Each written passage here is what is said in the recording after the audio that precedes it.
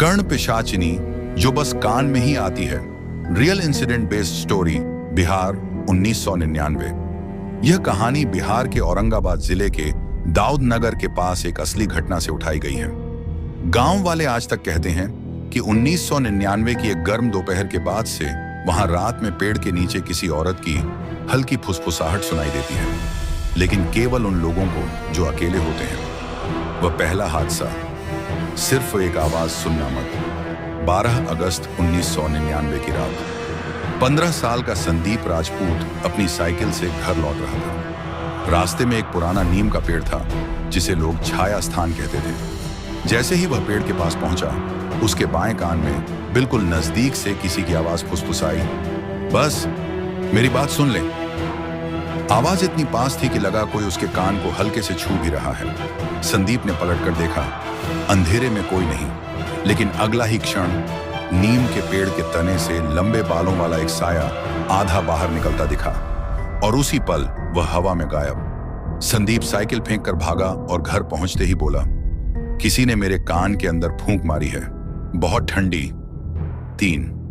24 घंटे बाद संदीप के परिवार ने बताया, वह लगातार अपने बाएं कान को खरोंचता रहा।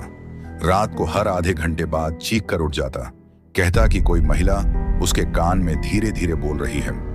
उसकी आवाज इतनी धीमी थी कि संदीप खुद भी शब्द नहीं समझ पाता था। तीसरे दिन उसका कान लगभग काला नीला हो चुका था। गांव में अफवाह फैल गई कि यह कर्ण पिशाचिनी का हमला है, वो आत्मा जो कान के रास्ते शरीर पर कब्जा करती है। असली डर, उसकी बात मत सुनना।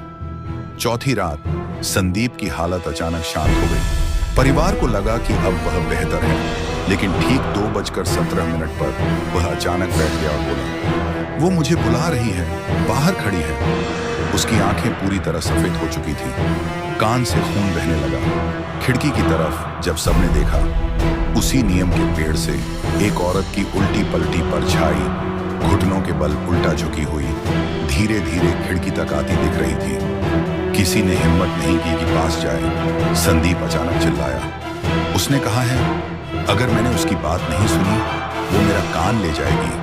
और फिर वह जोर से दीवार पर अपना बायां कान मारने लगा, जैसे उसे निकाल देना चाहता है। लोगों ने रोका, पर देर हो चुकी थी। उसका शरीर ढीला पड़ गया और ठीक उसी के बाद एक महिला की धीमी हंसी सिर्फ संदीप के कान के पास सुनाई दी, बाकियों को नहीं। बाद में जो मिला, सुबह जब लोग नीम के पेड़ के पास गए, उन्हें मिला पेड़ की छाल में तेज नाखूनों से खुरचे हुए निशान, नीचे की मिट्टी में महिला के उल्टे पैरों के निशान और पेड़ के खोखल में एक छोटा कपड़ा जिसमें किसी बच्चे के कान जैसा उभरा हुआ अजीब आकार था। गांव वाला आज भी कहते हैं, कर्ण पिशाचिनी किसी को मारती नहीं, वह सिर्फ इतना चाहती है कि कोई उसकी बात सुने। लेकिन जो उसकी बात सुन ले, उसका दिमाग, शरीर और जान कान से शुरू होकर खत्म हो जाती है।